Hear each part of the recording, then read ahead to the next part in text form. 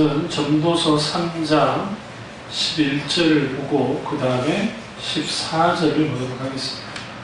전도서 3장 11절과 14절입니다. 하나님이 모든 것을 지으시되 때를 따라 아름답게 하셨고 또 사람들에게는 영혼을 사모하는 마음을 주셨느니라. 그러나 하나님이 하신 일의 시종을 사람으로 측량할 수 없게 하셨도다. 아멘. 14절 보겠습니다. 하나님께서 행하시는 모든 것은 영원히 있을 것이라 그 위에 더 할 수도 없고 그것에 더 할 수도 없나니 하나님이 이같이 행하심은 사람들이 그의 앞에서 경외하게 하려 하심인 줄을 내가 알았도다. 아멘. 말씀 제목은 영혼을 잇대어 살라라는 말씀입니다. 영혼을 잇대어 살라라는 말씀입니다.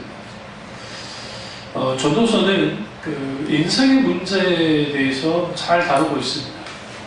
인생이 더덥고 헛되다는 것을 전도서 기자를 통해서 잘 드러내고 있습니다. 인생이 아주 긴 것 같지만 순식간에 인생이 지나가고 어느덧 눈 깜짝할 사이에 우리가 하나님의 나라에 갈 수밖에 없는 죽음을 맞이할 수밖에 없는 그러한 인생인 것을 보게 되었습니다. 하루의 짧은 삶이 곧 인생이라는 표현이 있는 것처럼 오늘날 우리가 하루하루 살아갈 때 내가 70을 살고 80을 살고 90을 살았든 몇 년을 살았든 간에 눈 깜짝할 사이 인생이 쭉 지나왔다는 거예요. 그리고 우리 인생은 한 번 사는 인생입니다. 두 번 살 수 있는 것도 아니고. 그래서 성경에는 인생은 신기로와 같고 들이 꽃과 같다라고 성경을 말합니다. 그래서 성경은 신자의 인생이 거기도 불구하고 한계적 육체적인 한계를 통해서 강건하게 80까지 사는 혹은 90, 100세까지 사는 그러한 어떠한 보다 그걸로 끝나는 것이 아니라 영혼과 연결되어 있다는 거예요. 그것을 오늘 전도서 기자가 말을 하고 있습니다. 오늘 모든 인간은 그날 단 하루를 살아갑니다. 돈 많다고 이틀을 살아가는 것도 아니고 돈이 적다고 해서 반나절만 사는 것이 아닙니다.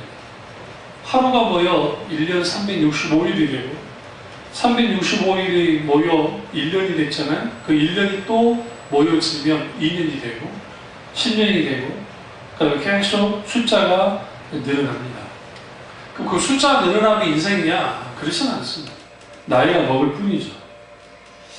중요한 것은 그때마다 하루만 살아가는 것, 그것이 인생이라는 거예요. 세상에는 두 종류의 인생을 사는 사람이 있는데 하나는 순간적인 것을 영혼적인 것으로 착각하고 사는 인생이에요. 오늘날 이런 사람들이 너무 많죠. 또 다른 한 사람은 영원한 것을 영원한 것으로 믿고 사는 사람들이 있습니다. 이들이 그리스도인이에요. 성경에서 말하는. 문제는 오늘날 예수 그리스도를 믿고 있는 사람들이 오늘날 이 땅에서의 삶이 영원할 것처럼 산다는 거예요. 그래서 이 땅에 엄청난 것들을 막 쌓아먹는 거예요.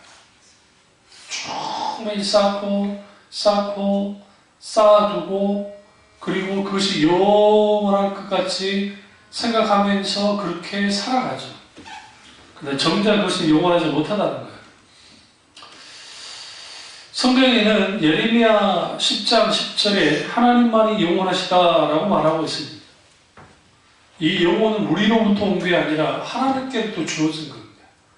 그러니까 우리가 영원하신 하나님과 개인적으로 만나는 삶이 아주 중요해요. 그러니까 영혼을 잇대어 살기 위해서는 영원하신 하나님과 우리가 늘 접촉하며 살아야 된다는 거예요. 그리고 그분을 더 깊이 알아가야 해요. 이사야 40장 8절에 하나님의 말씀은 영원하시다라고 말합니다. 성경은 하나님의 음성이죠. 그 하나님의 말씀은 우리에게 생명을 주고 또 영적 전쟁의 무기 역할을 하나님의 말씀이 합니다. 그래서 우리가 영원하신 말씀을 알기 위해서는 말씀을 연구하고 묵상하는 시간을 투자해야 돼요. 그러니까 하나님의 말씀을 깊이 체험할 때, 그 은혜 가운데 있을 때 우리 인생의 의미를 알게 되죠. 아, 나의 인생은 찰나로 가는 인생이구나. 결국은 하나님 앞에 설 수밖에 없는 인생을 살게 되는 거죠.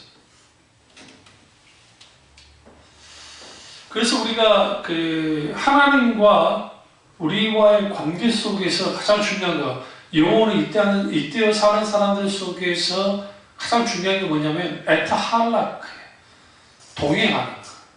산책하다라는 표현을 썼죠. 하나님과 친밀한 관계를 영토로 누리며 살아가는 것, 그것이 오늘날 그리스도인에게서 아주 중요합니다. 이런 것을 사실상 가르치지 않고 살아가니까 이 세상이 영원할 것처럼 살아가는 거예요. 그러니까 물질을, 명예를, 권력을, 어떠한 것들을 막 쌓는 거죠. 왜? 영원할 것 같으니까.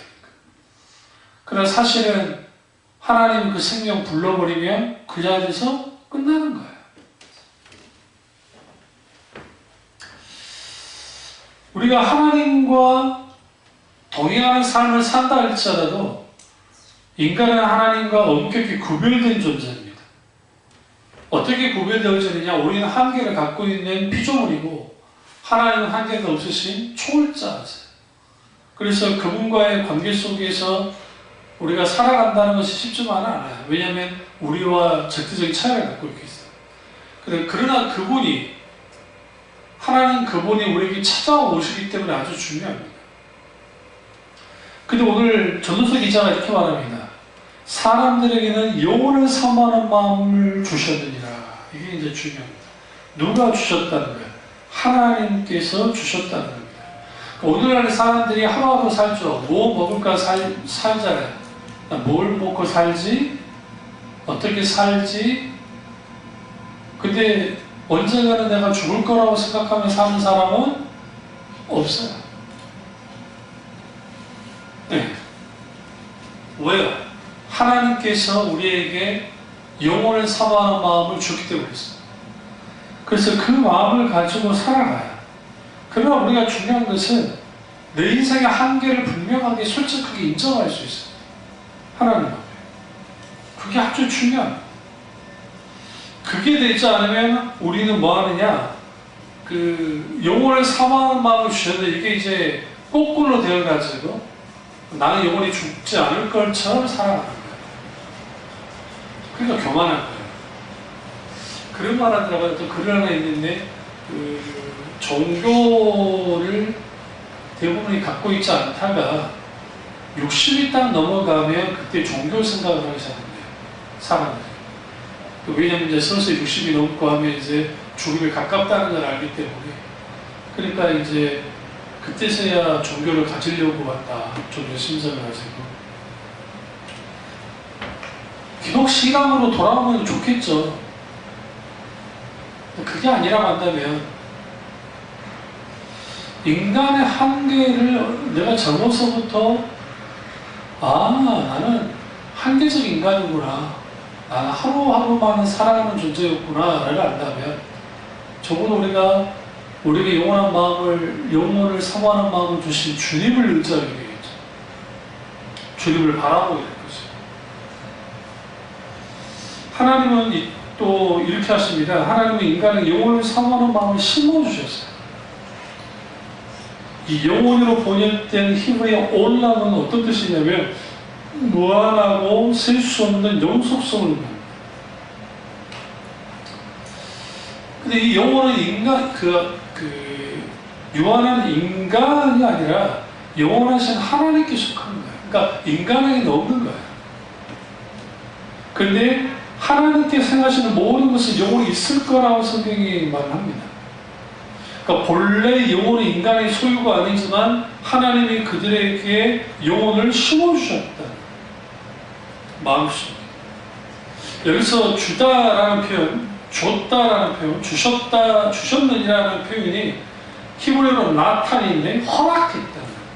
영혼을 사모하는 마음을 주님이 허락하셨다라고 생각합니다. 왜 허락하셨을까요? 영원하신 하나님만을 바라보며 살도록 하기 위해서입니다.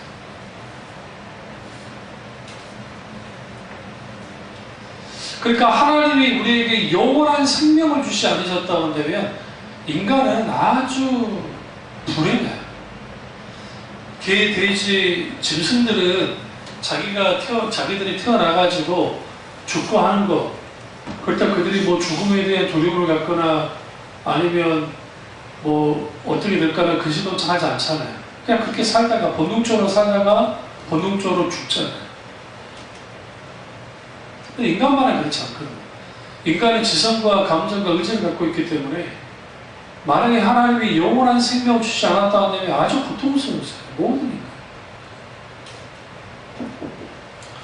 그래서 하나님은 우리에게 그 영원한 생명을 우리에게 주셨습니다. 우리에게 초대하신 거죠. 그러면 이제 우리가 그럼 어떻게 살 것인가, 신자가. 첫째로, 순간 속에 영혼을 맛보며 살아야 돼요. 그러니까 오늘 사는 힘은 내가 오늘 밥심으로 살아가는 것이 아니라 우리의 삶의 현장에 찾아오시고 그리고 역사하신 하나님의 은혜로 살아가는 거예요. 영혼의 관점으로 이 세상을 보는 눈이 필요하고 영혼의 관점으로 내 인생을 보는 눈이 필요해요. 그러니까 인문학을 아무리 해도 인생을 이룬 것이야, 그러니까 나는 누구이고 내가 어떻게 살고 마지막에 내가 어떻게 죽을 것인가 문제를 아무리 고민해도 그러한 고민을 철학이 수천 년 동안 했어도 못 풀었고 종교들이 소위 세상 종교들이 그걸 고민하고 풀려있지만 풀려지지 않았던 이유는 죽음을 이길 수 있는 방법이 없어요. 이 세상이 어떤 것입니까?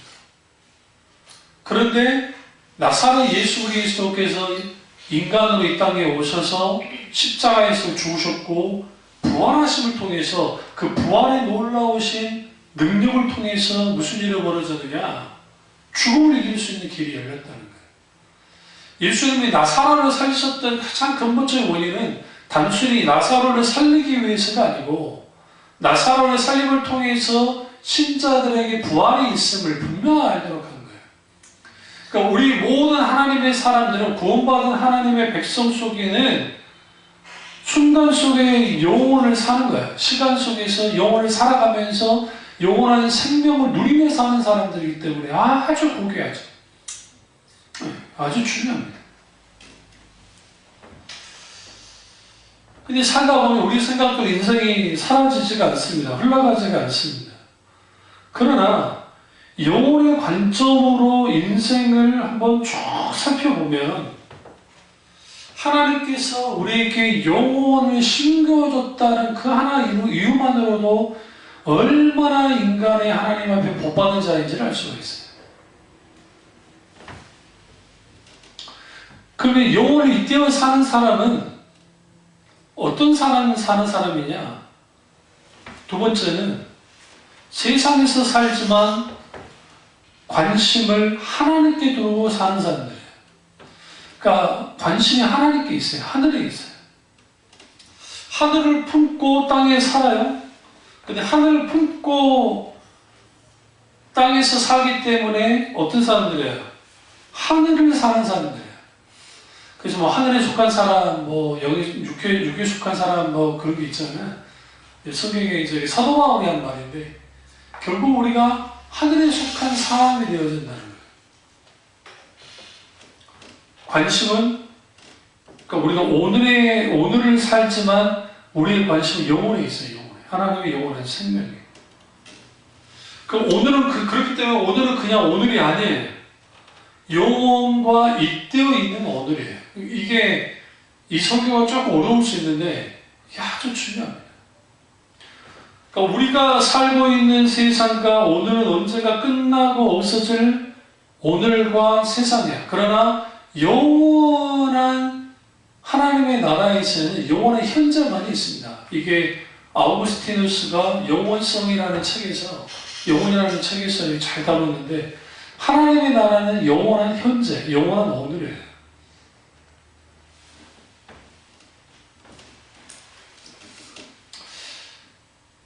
그럼 만약에 우리가 수조 원에 있는 내가 재산을 갖고 있다고 생각하죠?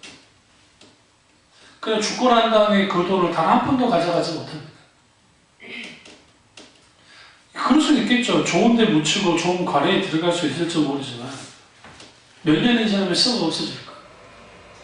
세상에 누리던 모든 부귀와 영화가 다 사라져버립니다. 그래서 성경이 이렇게 말해요. 이 땅에서의 삶을 장막집이라 했습니다. 장막집은 언젠가는 다 무너지고 없어지는 집을 말해요.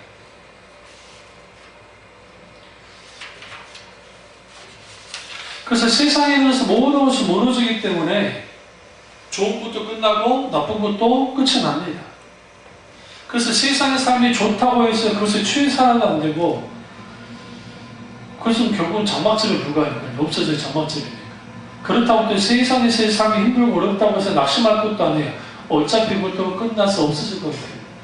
그럼 우리는 그 영세적으로 그러면 이걸 바라봐야 되는 것이냐? 그렇진 않고, 세상 부귀만이 장막집도 아니고 가난하고 고생이 역경도 장막집이 아니라 모든 인생의 모든 것들은 무너지고 마는 것이기 때문에 인생의 모든 것을 무너지고 마는 이 세상에 쏟고 사는 것이 어리석다는 거예요. 그걸 주님이 말하는 거예요. 결국은 하나님의 그 목적, 그리고 하나님의 그 계획 속에서 하루하루를 살아가는 것, 그것이 얼마나 복되고 얼마나 가치 있는 일인 것을 분명히 말하고 있습니다. 오늘이 끝나고 죽음 이후에 영혼이 있고, 땅의 장막이 무너진 후에 하늘이 있어요. 하나님의 나라가 있어요.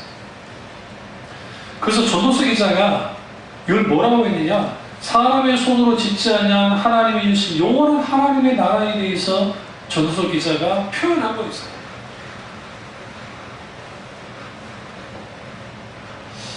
고린도후서 찾아보시면 5장 1절에서 4절입니다. 고린도후서 5장 1절에서 4절입니다. 고린도후서 5장 1절에서 4절입니다. 만일 땅에 있는 우리의 장막집이 무너지면 하나님께서 지으신 집 곧 손으로 지으지 아니한 것이 아니요 하늘에 있는 영원한 집이 우리에게 있을 줄 아느냐. 참 우리가 여기에 있어 탄식하며 하늘로부터 오는 우리의 초소를 덧입기를 간절히 사모하노라. 우리가 이렇게 입으면 우리가 벗은 자들로 발견되지 않으려 함이라. 참으로 이 장막에 있는 우리가 짐진 것 같이 탄식하는 것은 벗고자 함이 아니요 오히려 덧입고자 함이니 죽을 것이 생명의 삼킴바 되게 하려 함이라. 여기에서 참 중요한 말씀이 뭐냐면, 하늘로부터 오는 우리의 초소로 덧입기를 간절히 사모했다. 영원한 집이 우리에게 있는 줄 안다. 그러니까 우리가 하나님의 나라, 천국, 영원한 집이 우리에게 있는 줄 알아야 되고, 더 중요한 게 죽을 것이 생명의 삼킴바 되어진 것을 되게 하려 합니다. 재밌는 표현 아니죠? 대부분의 생명이 죽음에 삼키잖아요. 죽음이 생명을 삼키잖아요. 왜? 한번 태어난 사람은 죽으니까 죽음이 마지막 삼키잖아요. 그런데 이걸 반대로 말하고 있어요. 생명이 죽음을 삼킨다. 그러니까 이게 어떻게 가능하느냐? 영원에 잇대어 사는 사람들, 영원한 집에 자격이 있는 줄을 알고, 하나님의 초소, 하나님의 나라의 초소를 덧입기 간절히 섬하는 사람들, 그 사람들 속에는 죽을 것의 생명에 삼킴바 되어지는 것을 분명히 알게 된다는 거예요. 믿게 되고 실제로 그렇게 되죠. 그러니까 구차히 초대교회의 하나님의 사람들이 핍박과 문제와 어떤 그런 것이 있을 때에 그들은 결코 죽음을 두려워하지 않았던 것은 이미 하나님의 나라에 덧입기를 원했고 죽음이 생명에 뭐였다요? 삼킴바 되어서는 그런 것들을 알고 있었기 때문이었어요. 문제는 오늘날의 신앙관이에요.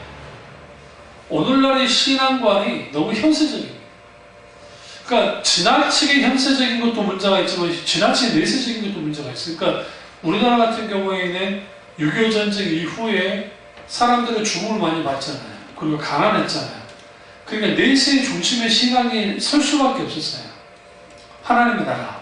그러니까 찬양 가운데 그런 찬양들 많죠. 소중하늘 붉은 노을 영문밖에 비추느나 옛날 가운데 그 숫자가 주고 그런 찬양 있잖아요. 그러니까 그 당시에는 먹고 살고 그 다음에 집집마다 병으로 죽는 사람도 꽤 많았고 그러니까 영혼에 대한 사망, 내세에 대한 갈망함이 있었어요. 그러다가 이제 한국전쟁 이후에 박정희 대통령이 정권을 잡고 경제 개발을 하면서 갑자기 우리나라가 조금씩 먹고 살기 시작했단 말이에요. 그러니까 기독교도 재빠르게 현세 중심적인 기독교로 탈바꿈을 하기 시작했어요. 그 전까지는 아주 내세적이었습니다. 찬양도 그런 찬양, 하늘 가는 밝은 길이 내 앞에 있으니 이전에 이런 찬양이 장례식장에만 울려 퍼지는 찬양이 되어버렸고 그 전에는 그런 내세적인 어떤 하나님 나라를 바라보는 그런 찬양들이 아주 많았던 거예요. 그러다가 먹고 살만해지고 조금씩 좀 더 좋아지니까 이제 현세 중심적인 그러한 기독교가 되기 시작했어요. 그래서 강단에서 선포되는 설교들은 다 어떻게 잘 살 것인가, 어떻게 복을 누리며 살 것인가, 어떻게 문제를 해결하며 살 것인가, 어떻게 하면 좀 더 행복하고 좀 더 즐겁고 좀 더 정말 그럴싸하게 살 수 있는가를 계속 가르치는 거예요. 그리고 그런 식의 그게 이제 뭐와 연결이 되냐면 미국의 실용주의와 연결이 되고 이제 미국에서 들어온 적극적인 사고방식과 연결이 되고 그리고 심리학, 소위 심리학적인 요소들이 강력하게 들어오기 시작하면서 이 세상 이거죠. 예수 믿고 복 받고 천국 가자라는 도식이 만들어진 거예요. 예수 믿고 복 받는 거는 진리예요. 그 맞는 말이에요. 그러나 여기서 말하는 복이 뭐냐? 사업 성공하고 자식들 출세하고 행복하게 살고 하는 그런 것들만 복으로 간주하는 거예요. 현세적인 거. 내가 예수 것들을 믿은 것 자체가 복이죠. 주님이 나와 함께하는 것 자체가 복이고. 근데 그런 복이 우리 가운데 있어야 되는데 실제로 하나님을 통한 그런 진정한 복을 누린다 할 때 누가 하나님 나라의 복, 천국의 복에 대해서 산상수훈의 복을 많이 생각하겠어요. 대부분이 현세적인 복을 뜻하죠. 그러니까 강단에서 선포되는 설교는 대다수가 이제는 이렇게 살아갑시다. 이렇게 하면 복 받습니다. 이렇게 하면 해결이 됩니다. 이렇게 하면 어떤 문제로부터 벗어날 수 있습니다. 그런 설교만은 넘쳐나요. 그게 무조건 틀렸다는 게 아니에요. 왜냐하면 예수님이 공생의 당시에 말씀을 선포하실 때 아주 지극히 그들의 현세적인 것을 다루긴 했어요. 그런데 현실적인 걸 다루긴 했지만 현실적인 것으로 머무르지 않았어요. 그 대표적인 게 씨 뿌리는 비유부터 시작해서 양과 염소의 비유, 기타 등등 주님의 비유의 말씀들을 들여다보시면 다 하나님 나라와 연결이 되어 있어요. 궁극적으로 하나님 나라로 가요. 이게 아주 중요합니다. 그럼 왜 사람들이 자꾸만 현세적인 걸 원할까? 왜 많은 목사님들이 그 현세적인 것을 끌고 나올 수밖에 없느냐? 그게 인간의 본성과 연결되어 있어요. 인간은 탐심을 갖고 있기 때문에 본성 가운데 뭔가 자기가 움켜쥐고 살기를 원해요. 움켜쥐고. 그래서 종교들마다 불교든 카톨릭이든 무슨 기독교도 말할 것도 없어요. 그리고 또 이슬람도 마찬가지고 거의 대부분이 뭐와 연결이 있어요? 힌두교도 마찬가지고 대부분이 기복주의와 연결이 되어 있어요. 기복, 하나님의 복을 주시는 성경에 나와 있으니까 그 틀린 건 아니에요. 기복주의가 문제죠. 복받기가요, 현세적인 부분. 신앙이 지나칠 정도의 연서가 되어지면 세속화되어집니다. 세속화되어져요. 그러니까 신앙이 세속화되어지면 무엇에 대한 관심이 사라지냐면 십자가와, 그러니까 그리스도의 십자가와 하나님의 나라, 천국이에요. 그러니까 예수 그리스도의 십자가에 대한 관심이 없어요. 왜냐하면 예수 그리스도의 십자가에 죽으셨고 부활하심으로 우리의 영원한 생명을 누리게 되잖아요. 그러니까 십자가에 대한 관심이 없어요. 지금 당장의 문제를 해결하는 데 관심이 많아요. 그러니까 아주 지금 당장 쓸 수 있는 기독 신앙을 원하는 거예요. 내가 곤고 힘들고 아프고 어려워요. 힘들어요. 그리고 그것을 좀 풀어주고 위로해주고 뭔가 해줄 수 있는 것을 원하는 그런 것들을 교회에서 눈물을 흘리게 하고 공감하게 하고 어떻게 하게 해주고 하는 정도의 신앙. 그리고 천국 간다는 것은 말 그대로 어떤 신앙 도식으로서 이제 하는 거예요. 오늘 잠깐 제가 어떤 그 기독교 방송 프로그램 하나 보다가 구원 절차 어떤 목사님 나와서 그걸 막 구원을 점검하고 한다. 참 유익하게 할 거라고 생각해. 그런데 우리가 예전에 교회학교에서 배웠던, 주일학교에서 배웠던 나는 구원 열차 올라타고서 하늘나라 가지요. 그런 식의 구원 열차 올라타고 가는 건 없어요. 이건 세대주의 신앙의 영향을 받아서 만들어진 거예요. 그러니까 천국을 마치 티켓 한 장, 예수 그리스도의 십자가의 죽음, 그 중생의 티켓 한 장 딱 내가 뽑으면 자동적으로 천국에 간 거라고 생각해요. 근데 성경에는 구원의 시제가 세 가지가 있잖아요. 과거, 현재, 미래. 이미 구원 받았다라는 표현도 쓰지만 구원을 받고 있고, 그리고 구원을 이루라라는 표현을 씁니다. 이 말은 무엇을 의미하냐면 내가 지금 구원받았다고 해서 자동적으로 천국 가지는 게 아니라 구원은 영원 우리가 이 생명이 끝난 날까지 성령께서 우리의 구원을 이루어 가십니다. 그 과정이 필요해요. 그러니까 하나님의 구원을 이루어가는 과정이 있게 되어 있으면 하나님의 나라에 대한 갈망이 커질 수밖에 없어요.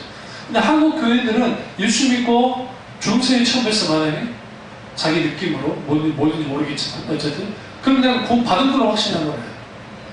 더 이상 하나님 나라는 이제 내가 따랐기 때문에 이미 이건 내가 들어갈 것이기 때문에 큰 관심이 없어져요.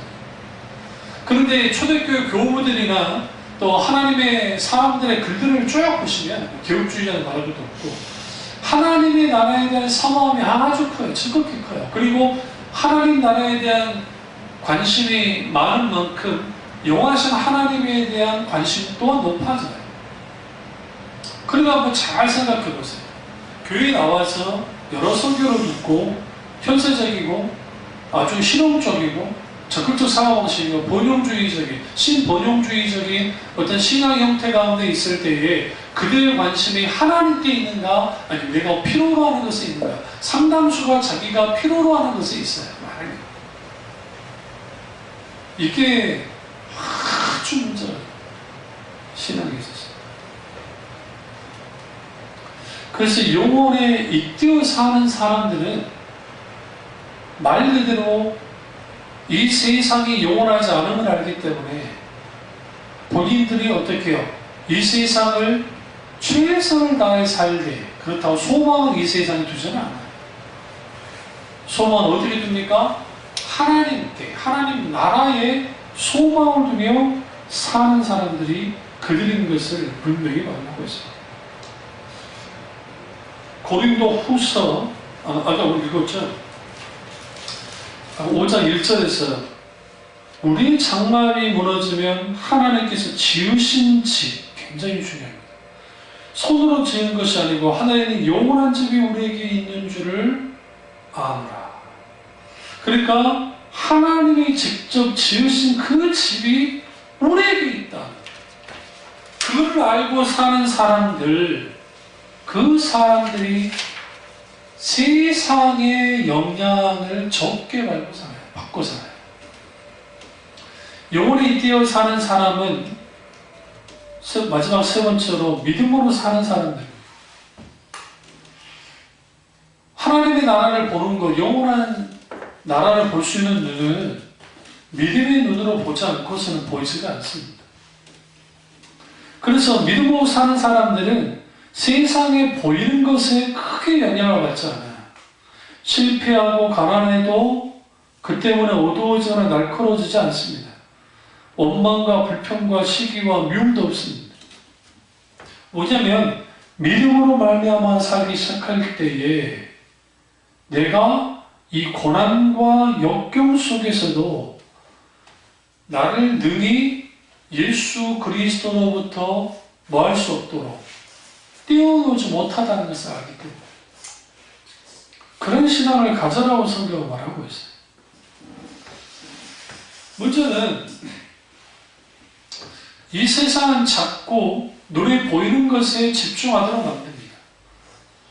왜 그 어마어마한 3,001억을 들여서 교회를 건축을 하고 예배당 또 우리나라에 저쪽 광화문에 있는 그 통합적 교회 있는데 그 교회 좀 잘 고쳐서 쓰면 되는데 수천억을 거기도 한 제가 알기로 1,500인가 1,800억인가 들여서 100년이 넘는 교회인데 거기에 지금 건축하고 교회를 짓고 있어요. 기존의 때가 다 허물고 교회 건축 좋은 일이고 아주 귀한 일이에요. 나쁘지 않다고 생각해요. 근데 왜 자꾸만 그렇게 어마어마한 큰 건물을 짓고 그 다음에 솔직히 파이프 오르간이 왜 필요했습니까? 저 그게 이해가 안 돼요. 그 파이프 오르간은 카톨릭의 산물이에요, 산물 사실. 그 파이프 오르간 가지고 있는 건 뭐 나쁘다 생각하지 않습니다. 하나님 앞에 장엄한 찬양을 드린다는 의미에서는 의미가 있겠지만, 그런 것들은 사람들이 다 보면 그 거대한 건물이 압도되어져요. 시설이 압도되어지고, 영상과 그리고 거기에 있는 갖춰준 어떤 것들에 의해서. 그러니까 하나님 그분에게 압도되어지는 경험보다는 건물이 주는 그런 압도되어짐, 그 안에 하나님이 계신다는 느낌을 가질 뿐이고, 그게 카톨릭에 있던 일들이에요. 카톨릭 성당 같은 경우에는 직사각형은 세계에서 가장 큽니다. 지금 미국의 시카고인가 어딘가 거기에 세워진 게 세계에서 가장 큰 성당 하나 지어주고 있는데, 그 바티칸에 가서 봤을 때 그 느낌이 뭐냐면 어마어마하게 크기 때문에 거기에 오늘날 그냥 우리 같은 사람들도 그냥 들어가면 대단하다고 느낄 정도인데 과거 사람들은 얼마나 대단하겠어요. 그러면 그런 것들을 보고 하나님이 살아계신 것 같은 느낌을 가졌겠죠. 느낌을 가진 거예요. 성령의 조명을 통해서 살아서 역사하신 하나님을 경험한 사람도 있을 수 있겠지만, 그러니까 건물이 가져다 주는 것, 눈에 보이는 것이 가져다 주는 신앙이라는 것은 한계를 갖고 있어요. 저기 구로에 있는 이단 중에 하나가 우리 집 앞에다가 자기들 신문 같은 걸 딱 던져놓고 갔길래 궁금해서 한번 그걸 딱 펼쳐서 한번 읽어봤어요. 요즘에는 도대체 뭐하고 있나 했더니 눈에 보이는 표적과 이적에 대한 글들이 가득해요. 그러니까 이렇게 하나님 하셨다. 심지어는 어떤 그 교회 교인이 하나 있는데 몇십 년 동안 그 교회를 다녔었는데 요르결석이 왔는데 그런지도 모르고 이제 너무 아파 조기 죽고 갔다가 너무 아파 죽을 것 같아서 거기는 의사 무슨 회의 가서 거기 뭐 초음파도 찍고 막 그런가 봐요. 워낙 크니까 초음파를 때 요르결석이라고 그래서 거기에 말하는 담의장 목사에게 기도하러 받으러 갔는데 기다시피 하면서 갔대요. 마침 담의장 목사가 탁 나오더니 갑자기 뜨거운 물이 눈과 눈이 맞추는데 눈물이 막 나더니 거기 갑자기 요르결석이 사라져버렸다고 하네. 뭐 그럴 수 있다고 생각합니다. 근데 눈에 보이는 표적과 이적과 기사를 쫓는 순간 예수님 당시 예수님을 쫓았던, 그러니까 기적을 보고 쫓았던 사람들 5명의 기적의 역사를 경험했고 나사로가 다시 살아나는 경험을 했지만 나사로는 또 죽어야만 했고 한 번 죽고 두 번 죽은 사람이에요. 그거 아셔야 돼요. 그리고 5명의 기적에 그 떡을 먹었던 사람들, 빵을 먹었던 사람들도 죽었고 만나를 먹었던 사람들도 죽었어요. 그러니까 예수님이 영원한 생명의 떡에 대해서 말씀하셨어요. 성경은 영원한 세계에 대한 관심에 대해서 계속 말하고 있어요. 근데 오늘날의 세상은 이 세상의 관심에 대해서 계속 말하고 있어요. 발빠르게. 이렇게 하고 믿음으로 승리했다더라, 현장에서 승리했다더라, 궁극적으로는 그것이 하나님의 영광을 위해 승리한 건데 눈에 보여지는 것을 가지고 신앙생활을 하는 사람들은 현상만 따라가요. 자기들은 하나님을 따라간다고 생각하지만 현상만을 따라가고 현상만을 따라가면 껍데기밖에 없어요. 오늘 이 세상도 마찬가지입니다. 이 세상에 보이는 것만을 쫓아가면 마지막에는 신기로워하고 껍데기에 불과해요. 이현우 교수님의 책을 읽으면서는 그런 생각을 해본 적이 없는데 인간만이 문화와 문명을 만들었다는 거예요. 왜 그러냐? 가장 약하기 때문에. 짐승들은 자기들은 문화와 문명을 만들지 않는다는 스스로 살아갈 수 있는 힘이 있게 됩니다. 인간은 역설적으로도 약하기 때문에 그런 문명을 만들었고 자기들과 어울려서 살면서 살아간다라는 글을 쓰거든요. 결국 왜 그렇게 만들었겠냐? 하나님만을 우주를 위해서 만들었거든요. 그러니까 정말 인생이 참된 인생이 되려면 하나님만을 우주를 의지해요. 그래서 우리가 이 세상을 살면서 영혼에 잇대어 살면 성공하면 성공한 티 내고 실패하면 실패한 티를 내고 부자 되면 부자인 티를 내고 가난하면 가난한 사람이 티를 내고 큰 교회 목사는 큰 교회 목사 티를 내고 작은 교회 목사는 작은 교회 목사 티를 팍팍 내는데 이 모든 거 의미 없어요. 세상에는 살다 보면 좋은 일이 있고 나쁜 일이 있잖아요. 교차. 그러나 영혼에 잇대어 산다는 그 말씀의 제목 속에서 왜 이렇게 중요하냐면 전도서 기자가 우리에게 가르치는 건 뭐냐면 너무 이 세상 것에 얽매여 살지 말라는 거예요. 결국은 이 세상 것에 너무 얽매여 살다 보면 그걸로 끝난다는 헛되다는 게 인생이라는 거예요. 오늘을 살 때 영혼은 살아가라는 거예요. 그렇게 되어지면 우리 인생이 오늘 전도서 기자가 헛되고 하는 그 헛됨이 아니라 하나님이라고 하는 게 헛됨이 아니라 하나님께로부터 주어지는 그런 빛나는 인생 에탈락 주님과 산책하고 동행하는 인생을 살 수 있음을 분명히 말하고 있어요. 이 은혜가 저와 여러분의 있기를 주님의 이름으로 축원합니다. 기도하겠습니다. 기도하시